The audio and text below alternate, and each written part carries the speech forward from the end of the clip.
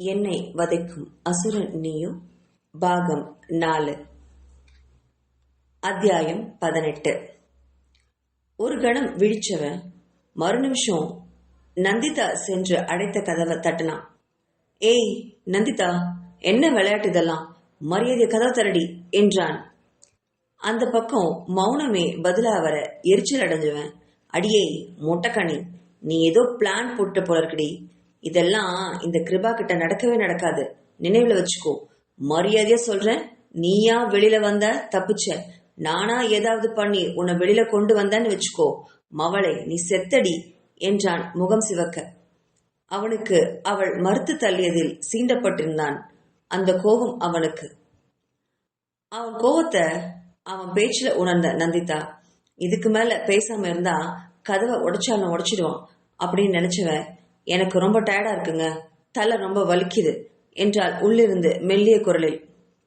அந்த குரலில் அடங்கியவன், சரி அதுக்காக ஏன் அங்க தூங்கணும், நீ வெளில வா, இங்க என் பக்கத்துல படுத்து தூங்கு, நான் உன்னை ஒண்ணுமே பண்ண மாட்டேன் என்றான். கிருபா மீது இந்த விஷயத்துல அவளுக்கு சுத்தமா நம்பிக்கையே கிடையாது. அவ அந்த அறையை சுத்தி பார்த்தா. ட்ரெஸ்ஸிங் அறையாக இருந்தாலுமே அங்கேயும் ஒரு சின்ன கட்டில் பெட்டோட அழகா சுத்தமா இருந்தது. இல்ல கிருபா, நான் கொஞ்சம் தனியா இருக்கணும் போல இருக்கு, இன்னைக்கு இங்கே படுத்துக்கிறேன், குட் நைட் அப்படின்னு சொன்னவ அதுக்கு மேல ஒன்னும் பேசாம அமைதியா கதவுல சாய்ந்து நின்னா. ஏய் என்னடி ஓவரா சீன் போடுற கழுத, என் கோவத்தை நீ ரொம்ப தூண்டி விடடி, என்ன பழைய கிருபாவா மாத்திராத அப்படின்னு சொன்னவன் அவ பதிலுக்காக காத்திராம மை ஃபுட் என்று கதவை ஒரு முறை உதைத்து விட்டு படுக்கையில் போய் விழுந்தான். அவன் காலடி சத்தம் நகர்ந்து மறைந்ததும் அப்பாடா அப்படின்னு பெருமூச்சு விட்டவ படுக்கையில படுத்து கண் மூடிட்டா.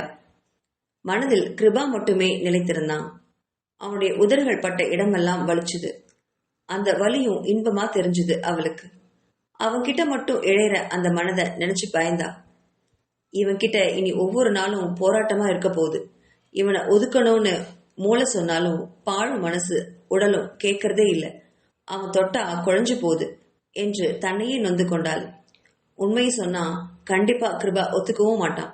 சமாதானம் செஞ்சு தன்னை அவனுடைய வழிக்கு கொண்டு வந்துருவான். அப்படி சமாதானமாகி அவன் கூட குடும்பம் குழந்தைன்னு வாழ்றது தனக்கு எவ்வளவு சந்தோஷத்தை கொடுக்கும்னு நினைச்சவன் அவன் குழந்தைய தாங்கினான் அப்படின்னு கற்பனை செஞ்சவளுக்கு அவளுடைய கை தானாகவே தன்னோட வயிற்று மேல தடவி கொடுத்துச்சு. அந்த கற்பனையில ஆழ்ந்தவ திடீர்னு அவளுடைய அம்மா நினைவு வர, ஐயோ அதையெல்லாம் எப்படி மறந்த, நான் கிருபா கூட இணைஞ்சு வாழ்ந்துட்டா அதுக்கப்புறம் என் ஜாதகத்துல கிருபாவுக்கு ஏதாவது விபரீதம் நடந்தா, ஐயோ என்னால அதை தாங்கிக்கவே முடியாதே என்று விக்கி விக்கி அழுதாள். கடவுளே, அழகான அன்பான கணவனை கொடுத்துட்டு இப்படி வாழ முடியாம செஞ்சிட்டியே என அழுது கொண்டே தூங்கினாள் அவள். இது எதுவுமே தெரியாத கிருபா மனசுல அவளை திட்டினான். ஏற்கனவே அவனுக்கு ஒரு சந்தேகம் இருந்துச்சு, நந்திதாவோட அம்மா ஏதாவது சொல்லி அனுப்பியிருப்பாங்களோ அப்படின்னு. அது உண்மைங்கிற மாதிரி இன்னைக்கு நந்திதா நடந்துகிட்டது ரொம்பவுமே கோவத்தை கொடுத்துச்சு அவனுக்கு. ராட்சசி, என்ன நடந்ததுன்னு சொன்னா கூட சமாதானம் சொல்லலாம், இப்படி ஓடி போய் கதவை தாழ்த்துக்குண்டா என்னென்ன நினைக்கிறது, இவளை விடவே கூடாது, விடியட்டும், இவளுக்கு இருக்கு கச்சேரி அப்படின்னு மனசுல பொறுமையவன் தூங்கி போனான். காலை சூரியன் தன் கதிர்களை பூமிக்கு வழங்க பொழுது அழகா புணர்ந்துச்சு. காலையில கண் விழிச்ச நந்திதா மெதுவா அரை கதவை திறந்து பார்த்தா. கிருபா படுக்கையில இன்னும் தூங்கிட்டு இருந்ததை பார்த்தவன் அப்பாடா அப்படின்னு சின்ன ஒரு மூச்சை உள்ள இழுத்துக்கிட்டு அவன் கொண்டு வந்த புடவைகள்ல ஒரு சிம்பிளான ஒரு காட்டன் புடவை எடுத்துட்டு பாத்ரூம்குள்ள நுழைஞ்சா. அவசர அவசரமா குளிச்சுட்டு புடவைய அரைகுறையா சுத்திட்டு குளியல் அறையிலிருந்து வெளியில வந்தவ ஒரு வினாடி திகைச்சு போய் நின்னான். ஏன்னா அங்க குளியல் அறைக்கு வெளியே கிருபா நின்னுட்டு அவளைவே பார்த்துட்டு இருந்தான். அவ பேசாம நிற்கவும் அவ பக்கத்துல மெதுவா வந்தவன் அவளை அழுந்த தோல்ல கை வச்சு சோரோரமா நிறுத்தினான். அவ தப்பிச்சு போகாம இருக்க இரண்டு பக்கமும் கைகளை விரிச்சு ஊன்றி நின்னான். அவ படப்படக்கும் விழிகளோட மிரண்டு விழிக்க அதை பார்த்து ரசிச்சவன், ஏய் மொட்டைக்கண்ணி, நேத்தோட இரவு முடிஞ்சு போயிடுச்சான் அப்படியா என்றான் எகத்தாளமாக. அதாவது இன்னைக்கு தப்பிக்க முடியாதுன்னு சொல்லாம சொல்றான் கிராதகன். அதை புரிந்து கொண்ட நந்திதா இன்னைக்கு என்ன பண்றது அப்படின்னு யோசிக்க ஆரம்பிச்சா. ஏய் திருட்டு போன, இன்னைக்கு ஏதாவது பிளான் போட்ட? மவளை, உன்னை நான் என்ன பண்ணுவேன்னு எனக்கே தெரியாது அப்படின்னு சொன்னவன், நேத்து என்னை தவிக்க விட்டதுக்கு உனக்கு என்னோட சின்ன தண்டனை அப்படின்னு சொல்லி அவளுடைய இதழ் நோக்கி குழஞ்சான். அவள் விடுபட முயற்சி செஞ்சதை எளிதா அடக்கி சமாளிச்சவன் அவள் இதழ்களை வேண்ட மட்டும் சுவைத்தான். அவன் கைகளை வெற்று வயிற்றில் அழுத்தமாக பிடிக்க அவன் துடிச்சு போனான். எவ்வளவு நேரம் நீடிச்சதோ தெரியல. திடீர்னு அரைக்கதவு தட்டப்பட அவளை விட்டு விலகினான் கிருபா. அவன் விட்டதும் கால்கள் பலமிழந்து கீழே விழப்போனவளை பிடிச்சு நல்லா நிற்க வச்சான். மார்பு சேலை விலகி இருக்க அதை பார்த்தவன் அவளை மேலும் நெருங்கினான். அவளால் அதை தாங்க முடியாம முனக ஆரம்பிக்க மறுபடியும் கதவை தட்டப்பட சை அப்படின்னு சொல்லி அவளை விட்டு விலகி கதவு திறந்தான். அங்க கருணாகரி நின்றிருக்க, என்ன ஆயா அப்படின்னு கேட்டான் கிருபா. இன்னைக்கு சுமங்கலி பூஜையாம் தம்பி. நந்திதாவோட அம்மா நம்ம வீட்டுக்கு லேண்ட்லைனுக்கு ஃபோன் பண்ணி சொன்னாங்க. உங்க 2 பேருக்கும் கூப்பிட்டாங்களாம். நீங்க 2 பேரும் போனே எடுக்கலன்னு நம்ம வீட்டுக்கு கூப்பிட்டு சொல்ல சொன்னாங்கப்பா என்றார். பின் நின்ற நந்திதா நாயாவை பார்த்தாள். கண்ணு, அப்புறமா நீ உங்க அம்மாவுக்கு ஃபோன் பண்ணி பேசுமா. ஏதேதோ விரத முறையெல்லாம் சொன்னாங்க. எனக்கு வயசாயிடுச்சுல, நினைவு வச்சுக்க முடியல.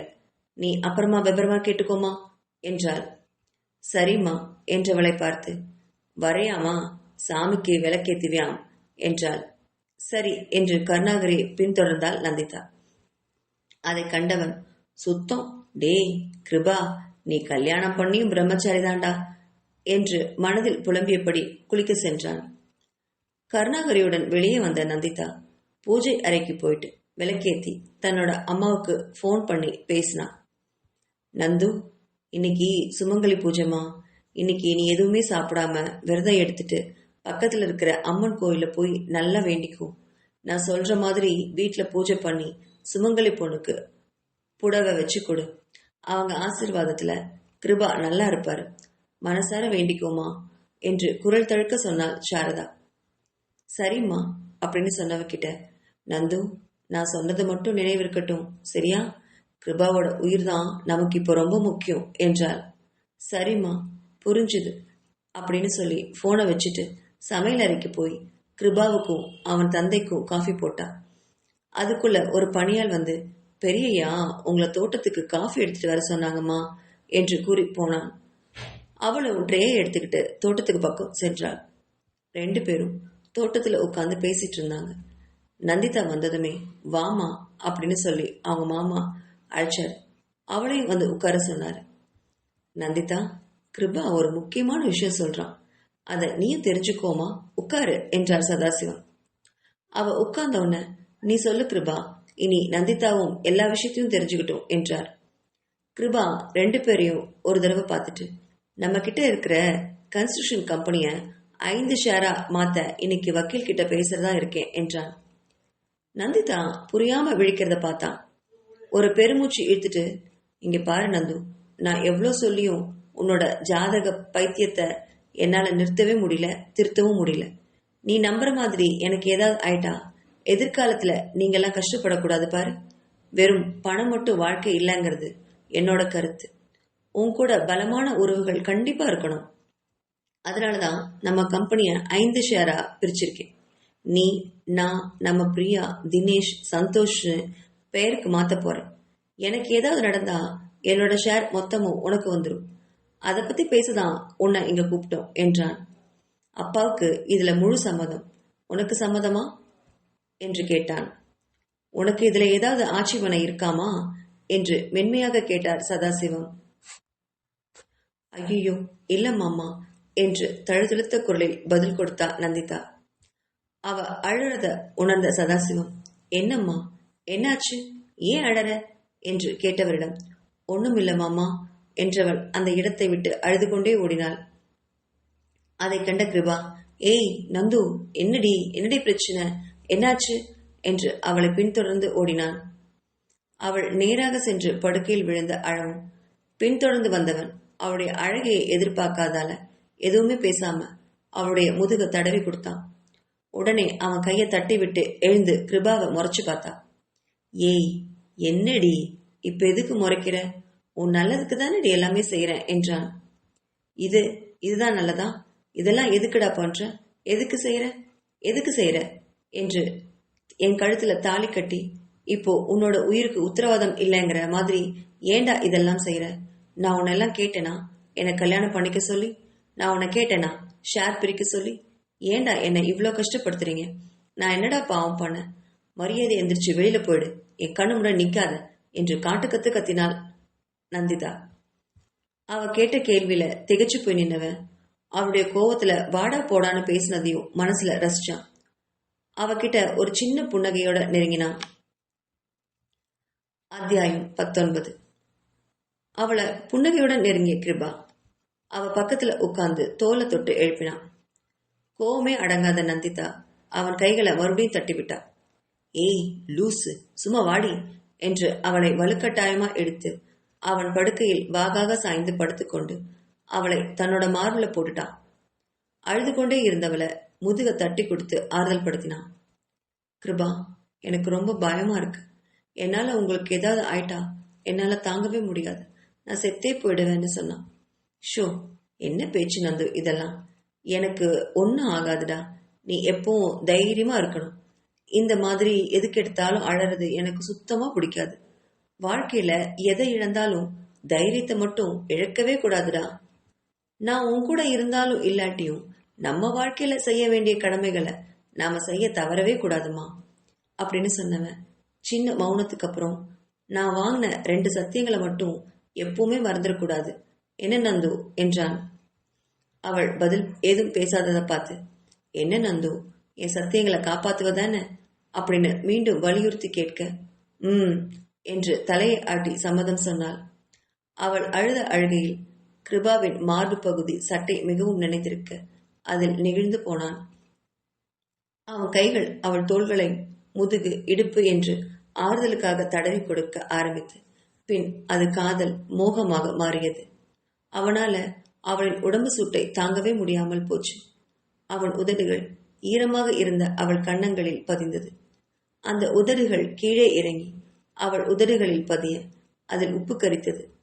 அந்த உப்பு கண்ணீர் தனக்கானது என்று நினைத்த மாத்திரத்தில் கிருபாவின் கர்ப்பம் அதிகமானது. அவளை ஆட்கொள்ள நினைத்தவன் செயலில் இறங்க ஆரம்பித்தான். அழுகையில் சமாதானம் செய்த கிருபாவின் கைகள் இப்போ எல்லை மீறத உணர்ந்த நந்திதா அவனை தடுக்கவும் முடியாம தடுக்க அவனோட இளைய அறவே ஆரம்பிச்சா. அவனுடைய கைகள் எல்லை மீற ஆரம்பிக்க திடீர்னு நந்திதாவுக்கு சுயநினைவு வந்துச்சு. ஐயோ என்று அவனை தள்ளிவிட்டாள். அவன் சமாளிக்கிறதுக்குள்ள பெட்ல இருந்து அடுத்த பகுதிக்கு உருண்டு போய் நின்னான். அதை கொஞ்சம் கூட எதிர்பார்க்காத கிருபா ஒரு வினாடி திகைச்சு போயிட்டான். ஏய், உனக்கு இதே வேலையா போச்சு இல்லடி குட்டிச்சாத்தான், ரொம்ப ஓவரா போறடி நீ. நான் எப்பவுமே ஒரே மாதிரி இருக்க மாட்டேன், பாவம்னு பாக்குறேன். என்னை இந்த விஷயத்துல மிருகமாக்கிடாத சொல்லிட்டேன் என்று ஒற்றை விரலில் காட்டி மிரட்டினான் கிருபா. அதில்ல, இன்னைக்கு சுமங்கலி பூஜை, நான் விரதம் என்றாள் மெல்லிய குரலில் அவள். ஓஹோ என்றவன், சுமங்கலி பூஜை இல்லைன்னா இப்போ நான் என்ன செஞ்சிருந்தாலும் நீ அனுமதிச்சிருப்ப அப்படித்தானடி என்று எகத்தாளமாக கேட்டான் கிருபா. அவ மௌனமா தலை குனியவும், திருட்டு கழுத பதில் சொல்லி, ஆத்தாலும் மகளும் பேசி வச்சு என்கிட்ட விளையாட்டா கட்டிட்டு இருக்கீங்க என்றான் ரௌத்திரமாக. அவள் பதிலே பேசாமல் இருக்கவும் ஒருமுறை அவன் தலையை அழுந்த கோதிக்கொண்டு தன்னை அமைதிப்படுத்தி கொண்டான். இங்கே பாரடி மொட்டைக்கண்ணி, நல்லா கேட்டுக்கோ. இன்னைக்கு ஒரு நாள் தான் உனக்கு டைம். அதுவும் இன்னைக்கு சுமங்கலி பூஜைன்னு நீ சொன்னதால மட்டும்தான். நாளையிலிருந்து நீ என் வழிக்கு வந்தே ஆகணும் என்று மிரட்டினான். அதை விட்டுட்டு ஏதாவது தகுடுதத்தம் பண்ணலாம்னு நினைச்ச அப்புறம் நான் மனுஷனாவே இருக்க மாட்டேன் சொல்லிட்டேன், ஜாக்கிரதை என்றவன் கபோர்டை திறந்து ஃபைல்களை எடுத்துக்கொண்டு நான் ஆபீஸ் போயிட்டு வந்துடுறேன் அப்படின்னு சொன்னவன் அவனுடைய பதிலுக்கு காத்திராமல் கதவை படார்னு சாத்திட்டு போனான். அவன் கதவை சாத்தின வேகத்துல அதிர்ந்தவ அவன் போனதும் அப்பா ஆடா அப்படின்னு பெருமூச்சு விட்டு படுக்கையில உட்கார்ந்தான். இப்பவே இவ்வளோ போராட்டமே இருக்கே, இன்னும் போக போக கிருபாவை சமாளிக்க முடியுமோ என்னவோ என்று யோசித்தாள். என்ன பண்றது அப்படின்னு ஒன்னும் புரியாம அப்படியே ரொம்ப நேரம் உட்கார்ந்துட்டு இருந்தா நந்திதா. ரொம்ப நேரம் கழிச்சு எழுந்தவன் மனசை சமாதானம் பண்ணிக்கிட்டு அம்மா சொன்ன மாதிரி விரதத்தை கடைபிடிச்சு பூஜையெல்லாம் பண்ணி சுமங்கலி பொண்ணுங்களுக்கு புடவையும் மஞ்சள் குங்குமத்தையும் கொடுத்தா. பல வருஷங்களுக்கு அப்புறமா வீடு ரொம்ப மங்களகரமா இருந்ததை பார்த்து சதாசிவத்திற்கு மனமெல்லாம் குளிர்ந்து போச்சு. தன் கட்சி எதிர்கட்சி ஆனதுல அரசியல்ல அதிகமா ஈடுபடாம ஒதுங்கிட்டாரு சதாசிவம். வீட்டை விட்டு அதிகமா வெளியே போறதும் இல்லை. இப்போ மருமகளும் வந்ததுக்கு அப்புறம் வாழ்க்கையில இனி பேரன் பேத்திகளோட அமைதியா சந்தோஷமா வாழணும் அப்படின்னு நினைச்சிட்டு இருந்தாரு. அதுக்கு தகுந்த மாதிரி மருமகளும் பொறுப்போட வீட்டை கவனித்துக் கொள்ளவும் அவர் மனம் நெகிழ்ந்து போச்சு. வேலையெல்லாம் முடிஞ்சு இரவு உணவுக்கு எல்லாம் தயார் பண்ணவ கணவனாக காத்திருந்தா. காலையில இருந்து எதுவுமே சாப்பிடாம கிருபா வந்ததும் அவகிட்ட ஆசீர்வாதம் வாங்கிட்டு தான் சாப்பிடணும்னு அம்மா சொன்னதுனால பல்ல பச்சை தண்ணி கூட படாம கிருபாவுக்காக காத்துட்டு இருந்தா நந்திதா. இது எதுவுமே தெரியாம கிருபா முக்கியமான மீட்டிங்ல இருந்தான். நைட்டு 9 மணி ஆயும் கணவன் வராதனால கிருபாவுக்கு அலைபேசியில தொடர்பு கொண்டா. 2 தடவை அழைச்சும் போன் அவன் எடுக்காதனால பயந்து போய் என்னமோ ஏதோன்னு மறுபடியும் கூப்பிட்டுட்டே இருந்தா. ஒரு கட்டத்துல பொறுமை இழந்த கிருபா போன் எடுத்தவன், ஏய் போன் எடுக்காட்டி மனுஷன் வேலையா இருப்பான்னு புரிஞ்சுக்க தெரியாத முட்டாளாடி நீ, புருஷனுக்காக இவ்வளவு தவிக்கிறவ அவன் ஆசையா படுக்க கூப்பிட்டாலும் வரணுண்டி என்று பல்லை கடித்துட்டு சொன்னவன் முகத்துல அடிச்சபடி போனை கட் பண்ணிட்டான். அவன் பேசினதுல அழுக முட்டிட்டு வந்துச்சு நந்திதாவுக்கு. ரொம்ப நேரம் டிவி பார்த்துட்டு உட்கார்ந்து இருந்தவளை பார்த்து, என்னம்மா இன்னுமா கிருபா வரல அப்படின்னு கேட்டாரு சதாசிவம். இல்ல மாமா அப்படின்னு சொன்னவளுக்கு பதிலாக, அவனுக்கு வேலை இருந்திருக்குமா, வந்துருவான், நீ போய் சாப்பிட்டு தூங்குடா என்றார். சரியாமா, நான் கொஞ்ச நேரம் படுத்து தூங்குறேன் என்றவர் அவர் சென்று விட்டார். நந்திதாவும் அவர்கள் அறைக்கு சென்று படுக்கையில் ஒரு கழித்து படுத்தாள். கொஞ்ச நேரம் கழிச்சு தங்களுடைய படுக்கை அறை திறக்கிற சத்தம் கேட்க சடார்னு எழுந்து உட்கார்ந்து பார்த்தா. அங்க கிருபாதான் உள்ள வந்துட்டு இருந்தான். அவளை ஏறெடுத்தும் பார்க்காதவன் துண்டை எடுத்துக்கிட்டு குளியல் அறைக்கு போய் குளிச்சுட்டு வந்தான். குளிச்சுட்டு வந்தவன் கிட்ட சாப்பாடு எடுத்து வைக்கவா அப்படின்னு கேட்டவளுக்கு பதில் எதுவுமே சொல்லாம அவளுக்கு முதுக காட்டிட்டு படுத்து தூங்கினான். அவனுடைய செயல்ல ரொம்பவுமே மனம் கலங்கி போச்சு நந்திதாவுக்கு. அழுகையா வந்துச்சு. காலையிலிருந்து எதுவும் சாப்பிடாது வேற அவளை இன்னும் பலவீனமாயிடுச்சு. அவளும் எதுவுமே பேசாம படுக்க தூக்கம்தான் வரவே மாட்டேன்றுச்சு. ரொம்ப நேரம் கிருபாவோட முதுகையே பார்த்துட்டு இருந்தவ தூக்கம் வராம எழுந்து உட்கார்ந்து கிருபா முகத்தை எட்டி பார்த்தா. அவன் ஆழ்ந்த உறக்கத்துல இருக்கிறத பார்த்தவ அவனை தொந்தரவே செய்யாம அவனுடைய காலடிக்கு வந்து உட்கார்ந்தா. மெதுவா அவன் விழிக்காத மாதிரி அவனுடைய பாதங்களை தொட்டவ அங்கேயே படுத்து தூங்கவும் ஆரம்பிச்சா. கிருபாவின் காலடியில படுத்தவ நிம்மதியான உறக்கத்துல ஆழ்ந்து போயிட்டா. நடு இரவுல கண் வச்ச கிருபா திரும்பி படுக்க நினைச்சப்போ தன் காலுக்கடியில ஒரு உருவம் படுத்திருக்கிறத பார்த்து அதிர்ந்து போனான். அது நந்திதா அப்படின்னதும் அவனுக்கு கொஞ்ச நேரம் உணர்வே இல்லாம போச்சு. தடுமாறி போயிட்டான். அவளுடைய முகத்தை ரொம்ப நேரம் பார்த்துட்டு இருந்தான். பெரிய நிலா மாதிரி இருந்த அவளுடைய முகத்துல விழுந்த முடிய கோதி பின்பக்கம் தள்ளி விட்டான். அதுக்கப்புறம் தலையை மெதுவா தூக்கி கீழே தலையணையை வச்சு விட்டான். பிறகு அவள் நெற்றியிலையும் கன்னத்திலையும் மென்மையா முத்தமிட்டுட்டு அவ பக்கத்திலேயே அவனும் படுத்துட்டு அவளுடைய இடையில கை போட்டு தூங்கினான். விடியற்காலை கண் விழிச்சவ அவனுடைய இடையில இருந்த அவனுடைய கரங்களை பார்த்து திடுக்கிட்டு எழுந்தா. இவன் எப்ப நம்ம பக்கத்துல வந்து படுத்தான் அப்படின்னு யோசிச்சபடியே எழுந்து குளியல் அறைக்குள்ள புகுந்து குளிச்சுட்டு வெளியில வந்தான். அப்பவுமே அவன் விழிக்காதனால அவனை நின்று கொஞ்ச நேரம் ரசிச்சு பார்த்தா. தூங்கும் போதும் தெரிஞ்ச அவனுடைய அழுத்தமான உதடுகள் அவன் எவ்வளவு பிடிவாதக்காரன்னு காட்டுச்சு. அலையலையா பறந்த கருங்கூந்தல் என்னை தொட்டுப்பாரு அப்படின்னு அழைச்சது. பரபரத்த கைகளை அவன் கேசத்துக்கு அருகே கொண்டு போனவன் அவன் அசைவதை பார்த்ததும் அங்கிருந்து ஓடிய போயிட்டான். அவ காலை வேலைகளை பார்க்க சமையல் அறைக்குள்ள நுழைஞ்சா. அங்க கருணாகரி சட்னி அரைக்கிறத பார்த்ததும் அவளுக்கு உதவியா மற்ற வேலைகளையும் செய்ய துவங்கினான். நந்து என்று கிருபாவின் சத்தமான குரல்ல அதிர்ச்சி அடைஞ்சவன், இவைய இந்த கத்து கத்துறான் அப்படின்னு மனசுல திட்டினபடி மாடியில உள்ள தங்களுடைய அறைக்கு போனான். அவ அங்க கதவை திறந்து பார்த்தா அவன் இன்னும் படுக்கையை விட்டு எழாமையே இருந்தான். ஏன் உடம்பு ஏதாவது சரியில்லையோ அப்படின்னு நினைச்சிட்டு, ஏங்க ஏன் இவ்வளவு சத்தமா கூப்பிடுறீங்க, ஏதாவது பிரச்சனையா, என்னாச்சு என்று பதட்டமா கேட்டா. எவ்வளவு பதட்டமா இருந்தாலும் படுக்கை பக்கத்துல மட்டும் வராம அவ எச்சரிக்கையுடனே அவளுடைய அறை வாசலையே நின்றது அவனுக்கு சிரிப்பா இருந்துச்சு. அதை ரசிச்சு சிரிச்சு பார்த்தான். திருட்டு கழுத, நீ அவ்வளவு உஷாராடி, இருடி, உன்னை என்ன பண்றேன் பாரு என்று மனதில் நினைச்சுவேன். எனக்கு தலையெல்லாம் சுத்துது நந்து, உடம்பெல்லாம் ஏதோ பண்ணுது அப்படின்னு தலையை பிடிச்சபடி படுக்கையில பொருள ஆரம்பிச்சான். அதை கண்ட நந்திதா, ஐயோ என்னங்க ஆச்சு என்று பதட்டமாக அவன் பக்கத்துல வந்து அவனை தொட்டான். அவ்வளவுதான் அவளுக்கு தெரியும். அடுத்த வினாடி அவளை படுக்கையில இழுத்து போட்டவன் அவள் மேல முழுமையாக படர்ந்து வசீகரமாக அவளை பார்த்து சிரிக்க ஆரம்பிச்சான் கிருபா. அத்தியாயம் 20. தான் மேல முழுவதுமா படுத்துக்கிட்டு தன்னை பார்த்து வசீகரமா சிரிச்சவனை காதல் கொண்டு பார்த்தா அவனுடைய மனைவி. இவன் என்னுடையவன் அப்படின்னு நினைச்சப்போ அவளுக்கு நெஞ்சமெல்லாம் விம்மி போச்சு. அவனுக்காக உலகத்துல இருக்கிற எல்லா சந்தோஷத்தையும் கொடுக்கலாம், அவனுக்காக எதையுமே செய்யணும் அப்படின்னு நினைச்சு மனசு துடிச்சு போச்சு. ஆசியா கிருபாவின் கழுத்தை கட்டிக்கிட்டா.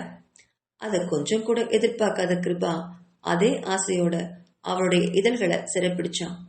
எவ்வளவு நேரம் இது நீடிச்சதோ தெரியல.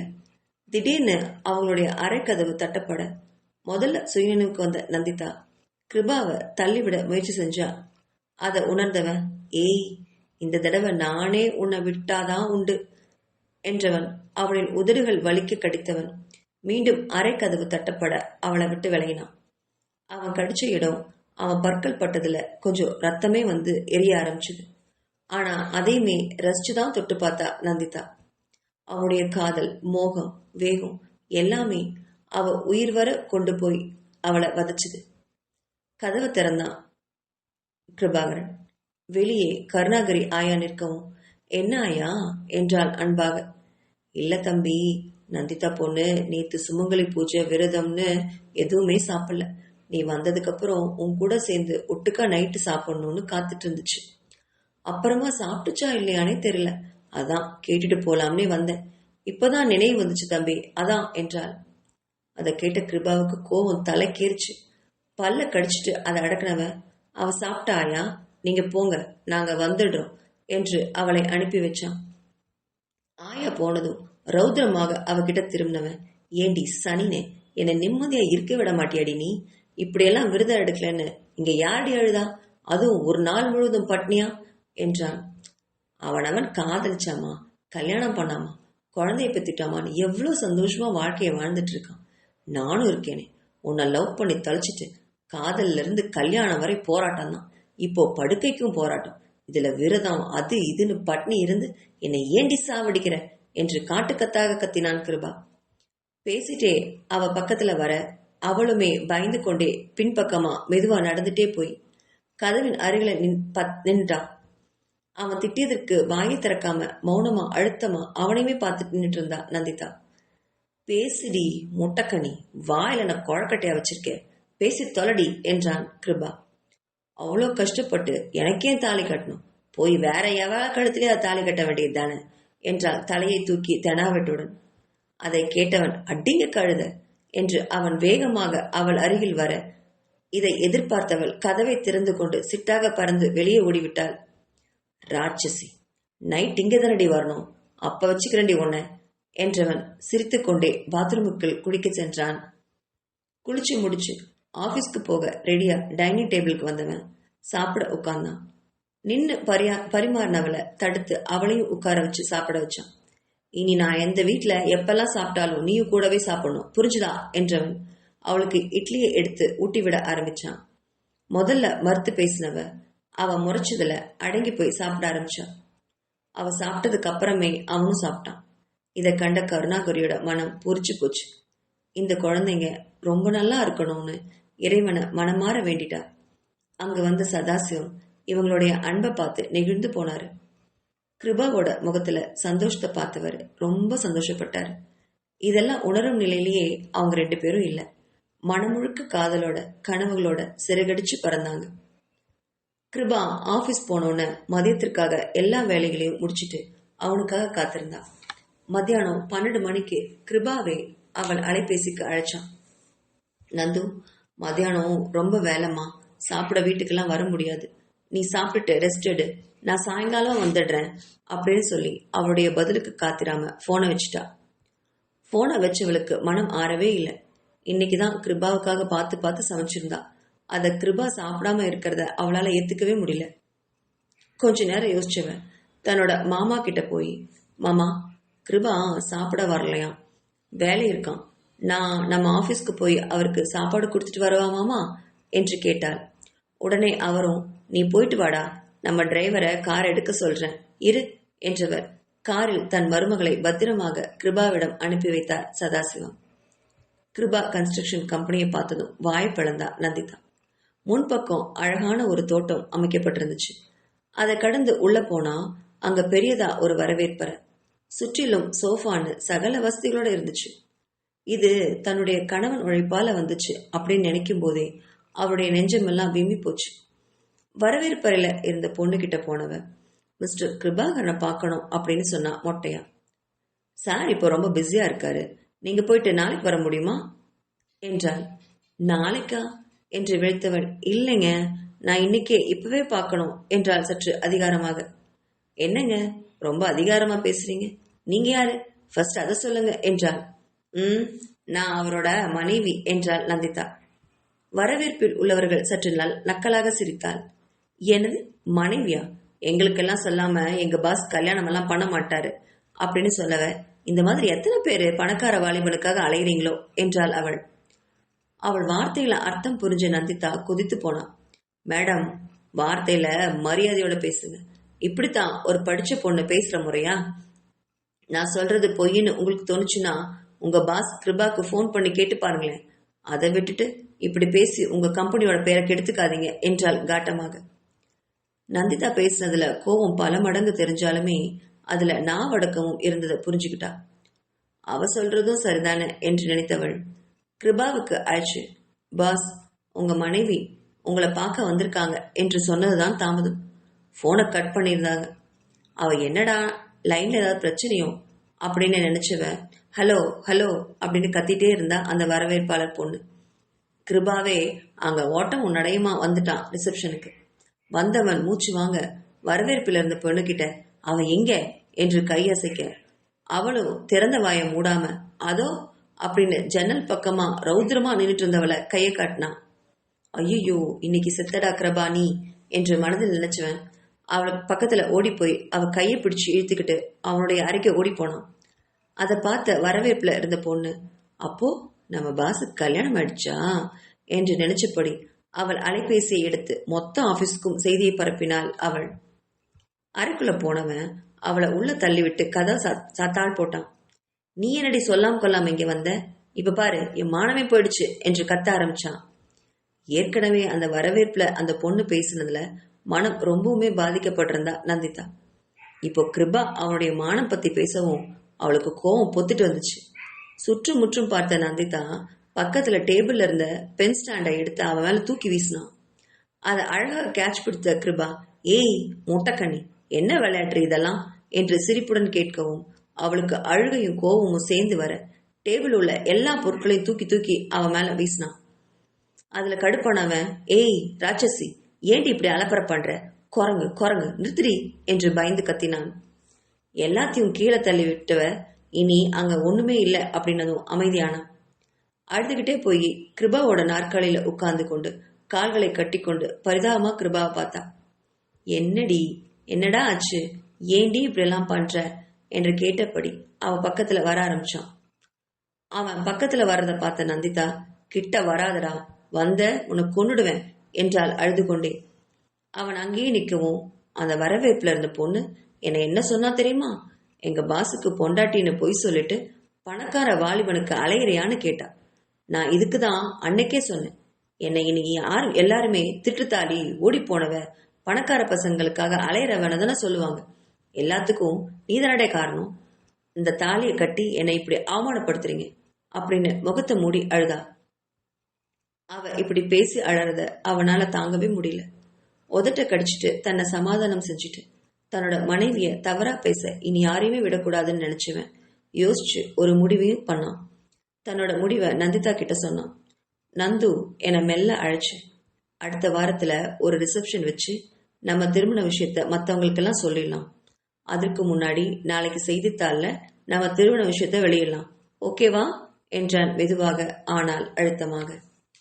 அவன் பேசினதுல விழுக்குன்னு நிமிர்ந்தவ அவனை கண்ணீர் மல்க பார்த்தா. அதுல 1000 நன்றிகள் தெரிஞ்சது கிருபாவுக்கு. அதுல மெய் சிலிர்த்தவன், இங்க வருவியா அப்படிங்கிற விதமா அவள் புறம் தன்னோட 2 கைகளையும் நீட்டினான். அடுத்த வினாடி ஓடி வந்து அவனுடைய மார்பில சரணடைஞ்சா நந்திதா. எல்லையில்லாத நிம்மதியும் சந்தோஷமும் 2 பேருக்கும் கிடைச்சது. மெல்ல நந்திதாவோட தலையை கோதி விட்டவன், பைத்தியம் அப்படின்னு செல்ல மாத்திட்டி அவனுடைய மூக்க ஆட்டி விட்டான். அதில் தன்னை மறந்து அவனுடைய மார்பில் மேலும் ஒண்டி போனாள் நந்திதா. அத்தியாயம் 21. தன் மார்பில ஒண்டினவள் கிட்ட, ஏய் நந்து, எனக்கு ரொம்ப பசிக்குதுடி, வெளியில போய் ஏதாவது சாப்பிட்டு வரலாமா என்றான். ஐயோ அப்படின்னு தலையில அடிச்சுக்கிட்டவ, நானே சாப்பாடு கொண்டு வந்திருக்கேங்க, அதுக்காக தான் நான் இங்க வந்தேன். டிரைவர்கிட்ட கொடுத்து டைனிங் வேலை வைக்க சொன்னேன். உங்க சண்டையெல்லாம் போட்டுட்டு அதெல்லாம் நான் மறந்தே போயிட்டேன் அப்படின்னு சொன்னான். அடி பாவி, இப்படி புருஷனை பட்னி போட்டு சண்டை போடுறியடி, இது உனக்கே நியாயமா இருக்கா அப்படின்னு கேட்டவன், வாடி எனக்கு ரொம்ப பசிக்குது அப்படின்னு அவளை இழுத்துக்கிட்டு டைனிங் ஹாலுக்கு போனவன் திடுக்கிட்டு போனான். நந்திதாவும் சிரிச்சுக்கிட்டே உள்ள வர அங்க சந்தோஷ், தினேஷ், பிரியா 3 பேரும் சாப்பாட்டை வெளுத்துட்டு இருந்தாங்க. அடே அடே, என்னடா பண்றீங்க, எப்படிடா உங்களுக்கு இந்த சாப்பாடு விஷயமெல்லாம் தெரியும் என்று கேட்டான் கிருபா. அண்ணா, நந்து இங்க வந்தத வரவேற்புல நின்ன பொண்ணு ஆபீஸ் முழுக்க பரப்பிடுச்சு. நான் தான் சொன்னேன், லஞ்ச் டைம் நந்து சும்மா வந்திருக்க மாட்டா, சாப்பாடு கண்டிப்பா இருக்கும்னு. அதான் எல்லாருமே சாப்பிட உட்காந்துட்டோம் அப்படின்னு சொன்னா பிரியா.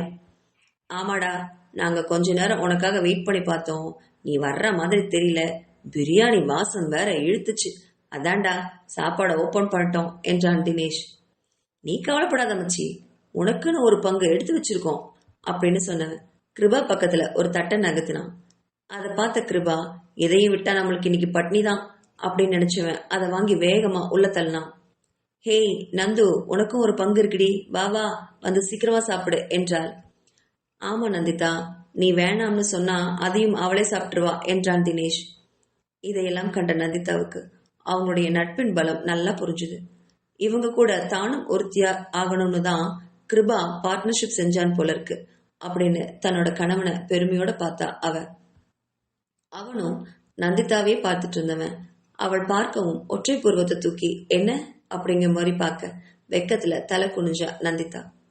எல்லாருமே சாப்பிட்டுட்டு கிளம்புனதும் எல்லாத்தையும் சுத்தம் பண்ணிட்டு கிளம்புனவ கிருபாவை பார்க்க அவனுடைய அறைக்கு போனப்போ அவளை பார்த்தவன், பத்திரமா வீட்டுக்கு போ நந்து, இங்க கொஞ்சம் எனக்கு வேலை இழுக்கும் போல இருக்கு என்றான். சரிங்க அப்படின்னு சொல்லி கிளம்புனவள, ஒரு நிமிஷம் நந்து அப்படின்னு தன்னோட சீட்ல இருந்து எழுந்து வந்து அவ முன்னாடி பேண்ட் பாக்கெட்ல 2 கைகளையும் விட்டுட்டு கம்பீரமா நின்னான். அவன் நின்ற விதம் நந்திதாவிற்கு உறுத்த, இதோ பார் நந்து, வாழ்க்கையில எது நடந்தாலும் அதை அப்படியே ஏத்துக்கணும் என்றான் மொட்டையா. அதுதான் எல்லாருக்கும் நல்லது அப்படின்னு சொன்னவன புரியாம பார்த்தா அவ. ஒரு வினாடி கண்களை மூடி திறந்தவன், இரவு தயாராயிரு, ஏதாவது ஏடா கூடமா பிளான் பண்ணலான்னு நினைச்சேன், அப்புறம் இந்த கிருபாவை நீ மிருமாத்தான் பார்க்க வேண்டி வரும் அப்படின்னு கடைசி வார்த்தைகளை இரும்பில் வார்த்த சொற்களாக கக்கினான். அதை கேட்டு திகச்சவன், இவன் கிட்ட இருந்து நைட்டு எப்படி தப்பிக்கிறது அப்படின்னு யோசிச்சபடியே என்று மெல்லமாக தலையை ஆட்டி விட்டு போனான். அவள் தலையை ஆட்டும் விதமே சரியில்லையே அப்படின்னு நினைச்சு கிருபா, கழுத, இவளுக்கு இன்னும் கிருபா யாருன்னு தெரியல அப்படின்னு மனசுல திட்டினவன் அடுத்த வேலைகளை கவனத்தை செலுத்தினான். இரவு கிருபா வர்றதுக்கு முன்னாடி எல்லா வேலையும் முடிச்சவ சதாசிவத்தை கூப்பிட்டு உணவு பரமாறி விட்டு கணவனுக்காக காத்திருந்தா. கிருபா வந்த உடனே குளிச்சுட்டு டிஃபன் சாப்பிட்டுட்டு அறைக்கு போனவன் நந்திதாவுக்காக காத்துட்டு இருந்தான். நேரம் ஆனதை தவிர அவ வரவே இல்லை. எழுந்து கிச்சன் பக்கம் போனவன் அங்க அவ ஏதோ ஊட்டிட்டு இருந்ததை பார்த்தான்.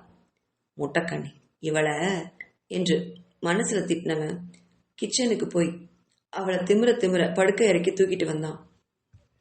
கிருபா தூங்கினதுக்கு அப்புறம் அறைக்கு வரலாம்னு பொறுமையா கிச்சன்ல வேலையில இருந்தவ அவன் வந்து இப்படி தூக்கிட்டு போவான்னு கொஞ்சம் கூட எதிர்பார்க்கல. அவளை அறையில விட்டதும் அன்று போல ஓடி போய் பக்கத்து உள்ள ட்ரெஸ்ஸிங் டேபிள் அறையில புகுந்துகிட்டு கதவை அடைச்சவன் பேய் அரைஞ்சது போல நின்னான். ஏன்னா அங்க கதவுல தாழ்பாலே இல்லை. அவள் அறைக்குள் விழிப்பதை பார்த்த கிருபா, என்னாச்சு நந்து? அடடா, கதவுல தாழ்பால் இல்லையா அப்படின்னு சொன்னவன் அங்கிருந்த கபோர்டை திறந்து தாழ்பாலை எடுத்து வந்து அவள் பக்கத்துல இருக்கக்கூடிய டீப்பாயில வீசினான். அவன் இரவு அறைக்குள்ள வந்ததுமே செஞ்ச முதல் வேலை அந்த அறையின் தாழ்பாலை நீக்கியதுதான். அவ விழிச்சுக்கிட்டு நிக்கிறத பார்த்தவன், ஏய் மொட்டைக்கனி, நீ என்ன இன்னும் சின்ன குழந்தையாடி, இவ்வளோ ரகலை பண்ற? ம் என்றவன் அவளை அழகாக தூக்கி வந்து படுக்கையில் விட்டான். நந்திதாவிற்கு மூளையே வேலை செய்யல. நந்திதாவின் முழு பலமே அந்த அறைதான். கிருபா கிட்ட இருந்து கடைசியா தப்பிக்க அந்த அறையை தான் நம்பி இருந்தா. இப்போ கிருபா அந்த அறையோட தாழ்பாலை நீக்கிடவும் இதுக்கப்புறம் என்ன பண்றதுன்னே அவளுக்கு தெரியல. விழிச்சிட்டு இருந்தா. நந்திதாவை படுக்கையில படுக்க வச்சவன் அவள் பாதங்களில் மென்மையாக முத்தமிட்டான். கொஞ்சம் கொஞ்சமாக மேலேறி அவள் கழுத்திற்கு வந்தவன் அவன் கட்டிய தாலியை தவிர மற்ற கழுத்து ஆபரணங்களை விடுவித்தான். அடுத்து காது மடல்களில் இதழ்களை பதித்தவன் அவள் கம்மல்களை கழட்டிவிட்டான். தலையில் உள்ள கிளிப்பை விலக்கி தூக்கி எறிந்தவன் அவள் கூந்தலை பரப்பிவிட்டான். இத்தனையும் ஒரு சுகத்துடன் கண்கள் மூடி அனுபவித்தவள். அவன் அவளின் ஆடைகளுக்கு விடுதலை கொடுக்க துவங்கியிருந்ததை உணர்ந்தவள் சற்றென்று அவனை தடுக்க ஆரம்பிச்சா. அவ்வளவு நேரம் அமைதியா இருந்த அவனை அனுமதிச்சவ திடீர்னு அவளுடைய மறுப்பை காட்டவும் ஆத்திரமடைஞ்சான் கிருபா. ஏய் என்று அவளின் மறுத்த கையை இருக்க பிடித்தவன், என்னை மிருகமாக்கிடாத நந்து என்றவன் அவள் மறுப்பையும் பொருட்படுத்தாம அவளுடைய உதர்களை சிறைப்பிடித்தான். இவ்வளவு நேரம் கிருபா கிட்ட இருந்த மென்மை இப்போ தொலைஞ்சு போயிருந்தது. அவனுடைய பிடி மிகவும் பலமா இருந்ததுனால நந்திதாவால திமிர கூட முடியல. ஐயோ, என் கூட சேர்ந்து வாழ்ந்துட்டா கிருபாவுக்கு ஏதாவது ஆயிடுச்சுன்னா என்ன பண்றது அப்படின்னு நினைச்ச நந்திதா பலம் கொண்ட மட்டும் அவனை பிடிச்சு தள்ளிவிட்டா. அவ தள்ளி விட்டதுல முழு மிருகமாகவே மாறியிருந்தான் கிருபா. பலார்னு அவ கன்னத்துல ஓங்கி அடிச்சான். கண்ணங்களை கையில பிடிச்ச மாதிரி கிருபாவை பார்த்து கண்கள்ல தண்ணீரோட அவள் விழிக்கவும் சட்டுன்னு அவளை மார்போட அணைச்சுக்கிட்டான். ஏண்டி என்னை இப்படி தவிக்க விடுற? என்னால முடியலடி நந்து. இவ்வளோ அழகான பொண்டாட்டிய பக்கத்துல வச்சுட்டு எப்படிடி தொடாம இருக்க முடியும்? நானும் மனுஷன் தானடி என்று அவள் கூந்தலை தடவி விட்டபடி சொன்னான். அவன் குரல்ல நெகிழ்ந்தவ அவனை இறுக்கமா கட்டிக்கிட்டா. ஒரு சின்ன ரகசிய புன்னகையோடு மறுபடியும் அவளை அவன் தொடுகைக்கு பழக்க ஆரம்பிச்சான். அவனுடைய கை உடல்ல எல்லா இடங்களையும் பட்டதை கண்மூடி ரசிச்சா நந்திதா. உடைகள் அத்தனைக்குமே விடுதலை கொடுத்திருந்த அவனுடைய உதடுகள் கழுத்து மார்புன்னு பதிந்து இறுதியில் அவளுடைய வெற்றி இடையில் பதியவும் திடுக்கிட்டு போனான். வேண்டா கிருபா, பிளீஸ் என அழ ஆரம்பிக்கவும் அவனால அதுக்கு மேல முன்னேறவே முடியல. எழுந்து உட்கார்ந்தவன் அவள் மேல போர்வையை போர்த்தி விட்டான். அவ அழுது முடிக்கிற வரைக்கும் பொறுமையா காத்துட்டு இருந்தான். அவ அழுது ஓஞ்சதும், இப்ப சொல்லுடி, உனக்கு என்னதாண்டி பிரச்சனை? இந்த விஷயத்துல நீ பயப்படுற அளவு நீ முட்டாளும் இல்ல குழந்தையும் இல்ல. ஏதோ ஒரு விஷயம் இருக்கு, என்னன்னு சொல்லி தொலை என்று கேட்டான் நிதானமாக. அவ மௌனமா இருக்கிறத பார்த்து மறுபடியும் கடுப்பானவன் அவ தலைமுடிய கொத்தா பிடிச்சு, என்ன கற்கால மனுஷனா மாத்திடாத, இப்போ வாயை திறந்து சொல்ல போறியா இல்லையாடி என்று கர்ஜித்தான் கிருபா. அவனுடைய குரல்ல நடுங்கி போனவ அன்று நடந்த விஷயங்கள் எல்லாத்தையுமே சொன்னான். அதை கேட்டவன், நினைச்சேன்டி ராட்சசி, ஆத்தாலும் மகளும் ஏதோ பண்றாளுகன்னு. சாகிறவன் புல்லு தடிக்கு குழுந்து கூட சாக முடியும். சும்மா ஜாதகம் ஜாதகம் நீ ஏண்டி பூச்சாடி காட்டுறீங்க? அப்படித்தான் நான் சாகணும்னு விதி இருந்தா செத்துட்டு போறேன், அதுக்கு என்னடி இப்போ என்றவனின் வாயில் விரலை வைத்து தடுத்தாள் நந்திதா. அடியே, ஏண்டி என்ன சாவடிக்கிற? பேசாம என்னை விவாகரத்து பண்ணிட்டு வேறொரு பொண்ணை கல்யாணம் பண்ணிக்கோங்க என்று சொல்லி முடிக்கிறதுக்குள்ள அவனுடைய கழுத்தை பிடிச்சிருந்தான் கிருபா. நிறைய சினிமா பாப்பியாடி, பெரிய பெரிய டல்லாகெல்லாம் பேசுற சனினே. நல்லா கேட்டுக்கோ, இந்த ஜென்மத்துல நீ தான் என் பொண்டாட்டி, நீ மட்டும்தான் என் பொண்டாட்டி. இந்த படுக்கை சுகத்துக்காக வேற பொண்ணு கிட்ட போற ஆள் நான் இல்லடி.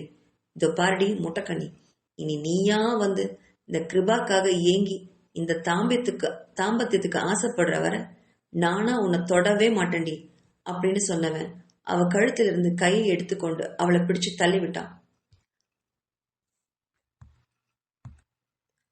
அவன் கழுத்தை விட்டதும் பெருமூச்சு விட்டவ கிருபா கிட்ட ஏதோ பேச வர, மரியாதைய தூங்கிடு, ஏதாவது பேசின உன்னை கொன்னே போடுவேன் என்றவன் திரும்பி அவளுக்கு முதுகை காட்டியபடி படுத்துக்கொண்டான்.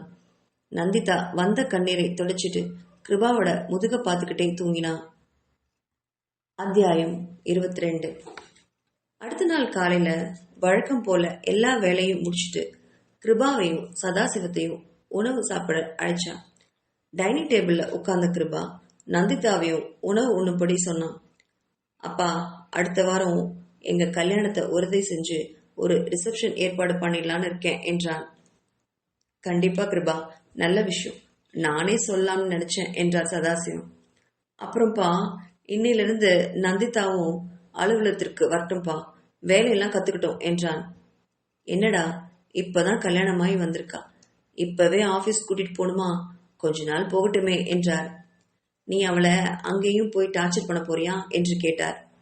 அட இல்லப்பா, வீட்டுல அவளுக்கு போர் அடிக்குதான், படிச்ச படிப்பெல்லாம் வீணா போகுதாம், ஆபீஸ்க்கு வந்து வேலை பார்த்தா அவளுக்கும் பொழுது போகுமா அப்படின்னு உங்க மருமக தான் சொன்னான்.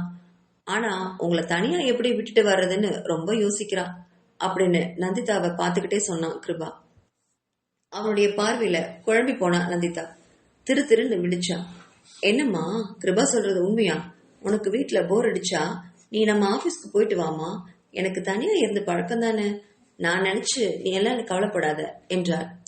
ஆனா ரொம்ப ஸ்ட்ரெயின் பண்ணிக்காத, ஜாலியா போயிட்டு வாடா என்றார். சரி மாமா என்று திக்கி திக்கி கூறிவிட்டு சாப்பாடு முடிச்சுட்டு அலுவலகத்திற்கு கிருபாவுடன் கிளம்பினான்.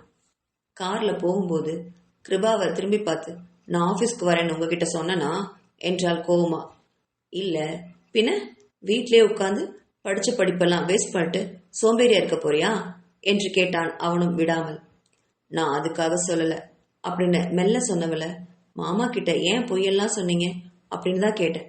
மாமா கூட கொஞ்ச நாள் இருந்துட்டு நானே ஆபீஸ்க்கு வரலாம் தான் நினைச்சிட்டு இருந்தேன் அப்படின்னு சொன்னான் நந்திதா.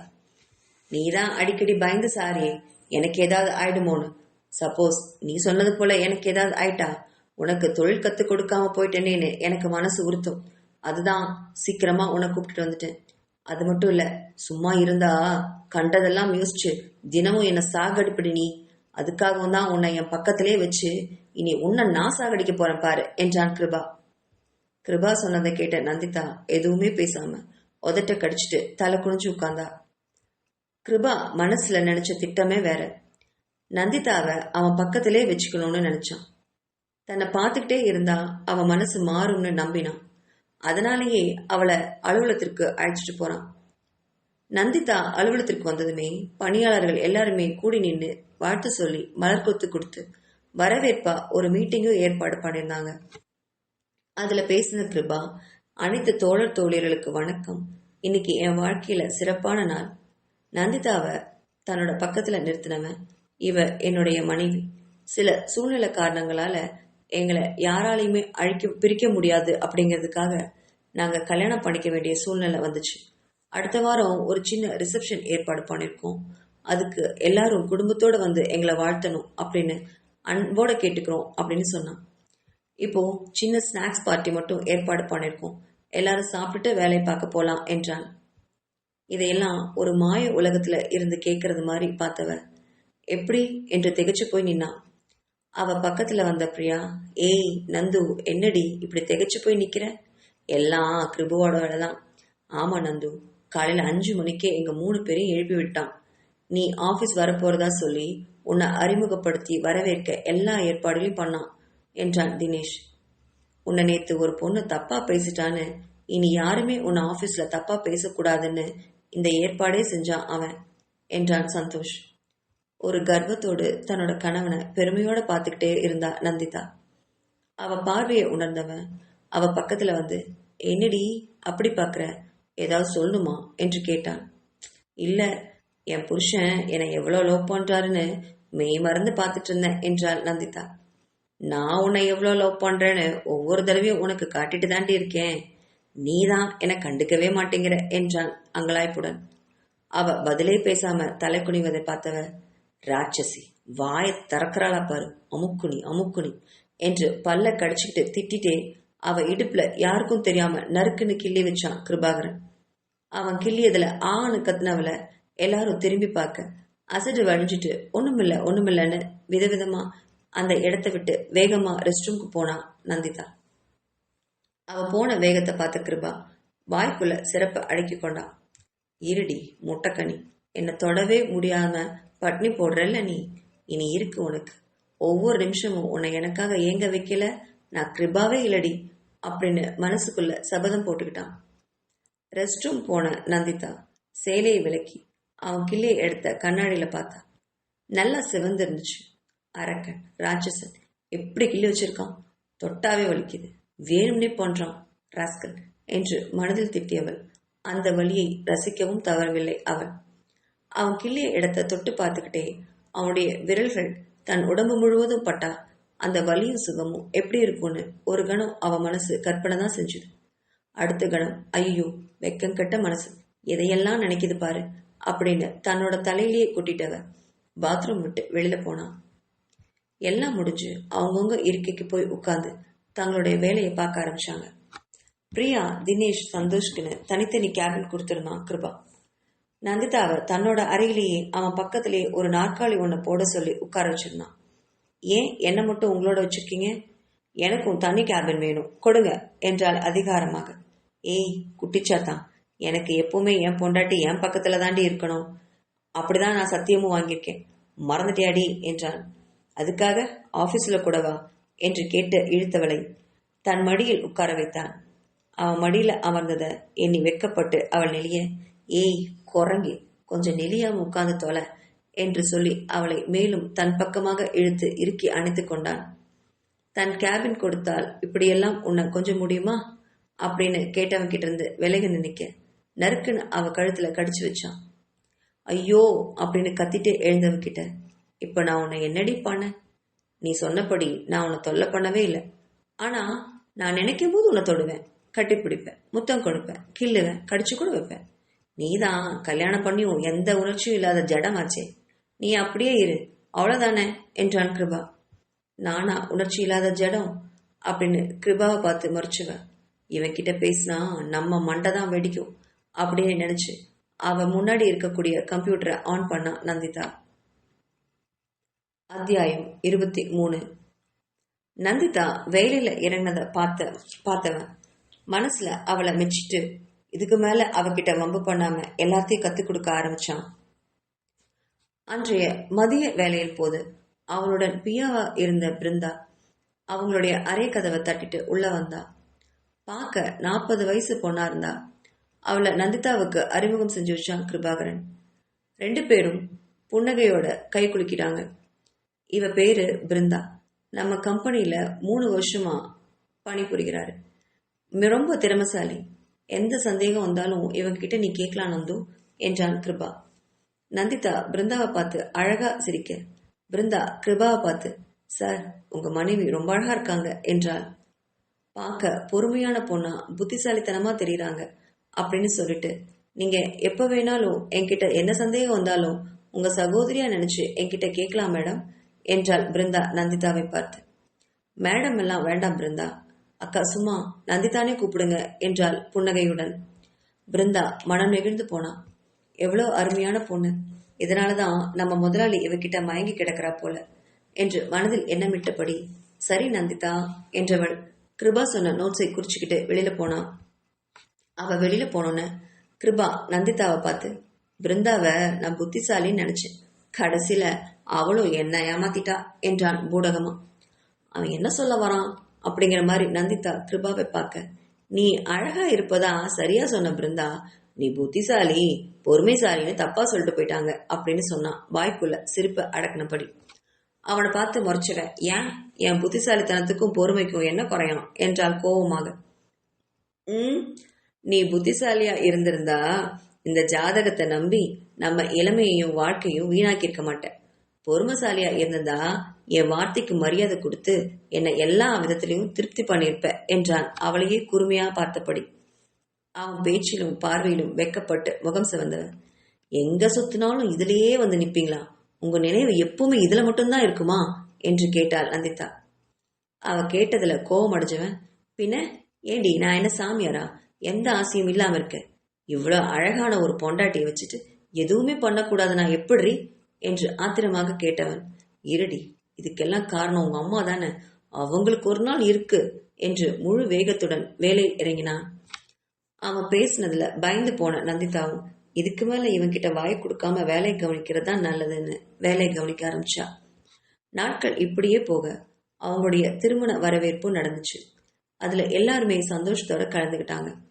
விழாவிற்கு வந்த சாரதா மகள் மருமகன் ஜோடியாக நிற்கிறத பார்த்து எப்பவுமே இப்படியே இருக்கணும்னு இறைவனை மனமாற வேண்டிக்கிட்டா. அப்போ கிருபா நந்திதாவை அழைச்சிட்டு அவனுடைய அப்பா கால்களையும் விழுந்தான். அதுக்கப்புறம் சாரதாவோட கால்களையும் விழுந்தவங்கள, சாரதா நீங்க 2 பேரும் எப்பவும் சந்தோஷமா இருக்கணும்னு ஆசீர்வாதம் பண்ணவள நோக்கி, குழந்தை குட்டிங்களோட அப்படின்னு சேர்த்து சொல்லுங்க அத்தை என்றான் சிரிப்புடன் கிருபா. அதுல திடுக்கிட்டு விழிச்சவ நந்திதாவை பார்த்தா. நந்திதா கிருபாவை பார்க்க அவன் அழகாக புன்னகைச்சான். என்னத்த அப்படி பாக்குறீங்க? கல்யாணமானா குழந்தை குட்டியெல்லாம் இருக்கணுமே, அதானே ஒழுங்கா வளர்க்கும். ஏன் அத்தை, எங்களுக்கு அது நடக்க கூடாதா என்று கேட்டான் கிருபா. அது அது அது இல்ல மாப்ள, நான் அப்படி சொல்ல வரல அப்படின்னு சொன்னவள, பின்ன என்னத்த, நான் சொன்னது மாதிரி ஆசீர்வாதம் பண்ணுங்க என்றான் பிடிவாதமாக கிருபா. வேற வழியே இல்லாம சாரதாவும் குழந்தை குட்டிகளோட 2 பேரும் ரொம்ப சந்தோஷமா இருக்கணும்னு ஆசீர்வாதம் பண்ணான். அதை கேட்டவன் நந்திதா கிட்ட திரும்பி, நல்லா கேட்டுட்டியா நந்து, அத்தை சொல்லிட்டாங்கல்ல, நம்ம ரூட் கிளியர் ஆயிடுச்சு என்று சொல்லிவிட்டு சிரித்தபடி விருந்தினரை வரவேற்க போனான் கிருபா. இங்கே நின்னா அம்மா ஏதாவது சொல்லி நமக்கு இப்போதிருக்கும் சந்தோஷத்தையும் கெடுத்துருவாளோ அப்படின்னு பயந்த நந்திதா அவசர அவசரமா கிருபாவை பின்தொடர்ந்து போனான். 2 பேரும் போறதையே பார்த்துட்டு இருந்த சாரதாவுக்கு மனசுல பயம் வந்துச்சு. அப்போ அங்கு வந்து சதாசிவம், என்னம்மா யோசனைன்னு கேட்க, ஒண்ணும் இல்லைனா அப்படின்னு சொல்லி சமாளிச்சா. ஏமா, நான் ஒன்னு சொன்னா தப்பா எடுத்துக்காத, நீ ஏமா அங்க தனியா இருந்து கஷ்டப்படணும், இங்க வந்துடலாமே, நாம எல்லாருமே ஒரே வீட்டுல இருக்கிறதால யாருக்கு என்ன நஷ்டம், வரப்போற பேர பசங்களை பார்த்துக்கிட்டே நம்ம காலத்தை ஓட்டிடலாமேமா என்றார் சதாசிவம். பேர பசங்க அப்படிங்கிற வார்த்தையில திடுக்கிட்டு விழிச்சா சாரதா. ஐயோ, அது நடக்க கூடாதேன்னு நினைச்சவன், இவர் சொல்ற மாதிரி நாம இங்கே இருந்துட்டா என்ன அப்படின்னு நினைச்சா. நான் கொஞ்சம் யோசிச்சு சொல்றேனே அண்ணா என்றார் சாரதா. சரிம்மா அப்படின்னு சொன்னவர் சாரதாவை சாப்பிடறதுக்கு கூட்டிட்டு போனாரு. விழா முடிஞ்சதும் எல்லாரும் போக சாரதா அன்னைக்கு நைட்டு கிருபா வீட்லயே தங்கினான். இரவு கிருபாவோட அறையில பேசின நந்திதா, ஏன் என்னோட அம்மா கிட்ட அப்படியெல்லாம் பேசுனீங்க என்றாள். நான் உண்மைதானே சொன்னேன், உனக்கு என்ன பிரச்சனை, நீ பேசாம தூங்கு என்று பேச்சை முடித்து கொண்டான். அதுக்கு மேல இவன்கிட்ட பேச தோன்றாமல் அவளும் தூங்க ஆரம்பித்தாள். கிருபாவும் சதாசிவம் கேட்டுக்கொண்டபடி சாரதாவும் நந்திதாவுடன் அவங்க வீட்டிலேயே தங்கிட வாழ்க்கை சலனமே இல்லாம போச்சு. இப்படியே 6 மாசம் கடந்து போச்சு. இப்பவுமே நந்திதாவும் கிருபாவுடன் சேர்ந்து தொழிலை நல்லாவே நடத்திட்டு வந்தாங்க. தொழிலை 5 பாகமா பார்ட்னர்ஷிப்புக்கு மாத்தினாங்க. ஆனா இன்னமுமே நந்திதாவோட மனசு மாறவே இல்லாமல் இருக்கிறது பார்த்து கிருபாவுக்கு வெறியே ஏற்றியது. அந்த வெறியில இருந்தவன் ஒரு தடவை நந்திதா கொட்டேஷனை மாத்தி கொடுத்து அதனால ஒரு டீலிங் கேன்சல் ஆனது போனதை அறிஞ்சுவன் கொலை வெறிக்கு போனான். அது ஒரு கவர்மெண்ட் ப்ராஜெக்ட், கிட்டத்தட்ட 2 கோடி ப்ராஜெக்ட். அத நந்திதாவோட கவனக்குறைவா இருந்தது, அவனால தாங்கவே முடியல. ஏடி, நான் ஒன்னு சொன்னா நீ ஒன்னு கொட்டேஷன் கொடுத்து இப்படி ஆடுற இழக்கிற மாதிரி பண்ணிட்டியடி என்று கத்தினான். தினேஷ், சந்தோஷ், பிரியா எல்லாரையுமே மீட்டிங் ஹாலுக்கு வர வச்சு பேசியிருந்தான். அப்போ எல்லார் முன்னிலையுமே அவளை கத்துனது நந்திதாவுக்கு ரொம்ப அவமானமா இருந்தது. ஆனாலுமே அவ செஞ்சது தவறு தானே அப்படிங்கறனால தலை குனிஞ்சு உட்காண்டிருந்தா. ஆனா கிருபா விடுறதாவே இல்லை. அவ அமைதியா இருக்கிறத பார்த்தவன் இன்னும் அதிகமா ஆத்திரமடைஞ்சான். ஏய், வாய் திறந்து பதில் சொல்டி, நான் இங்க ஒருத்தன் காட்டு கத்திட்டு இருக்கேன்ல அப்படின்னு அவளை பார்த்து கத்த. மன்னிச்சிடுங்க அப்படின்னு மெல்லமா கேட்டா நந்திதா. அவன் எதையுமே கேட்கிற சூழ்நிலையே இல்லை. மன்னிப்பு கேட்டா போன ஆர்டர் திரும்பி வந்துருமாடி, உனக்கு மண்டையில மூளை இருக்கா இல்லையான்னு தெரியலடி, நான் அவ்வளவு தூரம் சொன்னேனேடி, இது பெரிய ப்ராஜெக்ட், கவனமா இருக்கணும்னு. உன் கவனம் எங்கடி இருக்கு, ஊர்மையை போயிடுச்சா, எவனை நினைச்சு கனவு கண்டுட்டு கொட்டேஷன் போட்ட என்றான் கோவமே அடங்காமல். அவன் பேசினதை கேட்ட நந்திதாவுக்கு அழுக முட்டிட்டு வந்துச்சு. கிருபா பக்கத்துல இருந்த தினேஷ், போதுண்டா, ரொம்ப பேசிட்டடா மச்சி என்றான் நந்திதாவின் அழுகையை கண்டு. பிரியா நந்திதாவின் கையில் ஆறுதலாக தட்டி கொடுத்தா. அதை கண்ட கிருபா இன்னும் கொதிச்சு போனான். எவன் அப்பா விட்டு போனடி, நஷ்டம் வந்தா அவங்க அப்பனா கொடுப்பான், இல்ல உங்க அம்மா அப்படின்னு சொல்ல வர அதுக்கு மேல பொறுக்க முடியாத நந்திதா இருக்கையிலிருந்து எழுந்து நின்று கிருபாவை ஒத்த விரல் காட்டி எச்சரிச்சா. கிருபா, வார்த்தைகள் ஜாக்கிரதை, ரொம்ப பேசுறீங்க, உங்களுக்கு இவ்வளவுதான் மரியாதை என்றாள். எல்லார் முன்னிலையும் இவளை இப்படி தன்னை பேசுறத தாங்கிக் கொள்ளவே முடியாத கிருபா. என்னடி பண்ற தப்பெல்லாம் பண்ணிட்டு எனக்கே மரியாதை சொல்லித்தரியா அப்படின்னு சொன்னவன் யாரும் எதிர்பார்க்காத வண்ணம் அவ கணத்துல ஓங்கி பலார்னு அரைச்சான். இத கொஞ்சம் கூட எதிர்பார்க்காத நந்திதா கன்னத்தை தாங்கி ஒரு கணம் நின்னான். அடுத்த கணம் அந்த இடத்த விட்டு போயிட்டா. போறதுக்கு முன்னாடி, இனி எனக்கும் இந்த ஆபீஸ்க்கும் எந்த சம்மந்தமும் கிடையாது, இனி நானா இங்க வரவே மாட்டேன் அப்படின்னு சொன்னான். போடி போ கழுத, செய்யறதெல்லாம் செஞ்சுட்டு சபதம் வேற போடுறா, திமிர் பிடிச்ச கழுத என்றான் கிருபா. அவளை அடிச்சது மனச உறுத்த மற்றவங்களை பார்த்து நான் அடிச்சிருக்க கூடாதோ என்றான் அப்பாவியாக. அதை கேட்ட எல்லாருமே தலையில அடிச்சிட்டாங்க. தினேஷ் மட்டும் இதை இப்ப யோசிச்சு என்னடா புண்ணியம் என்று கேட்டான். மீண்டும் அடுத்த பகுதியில் சந்திப்போம்.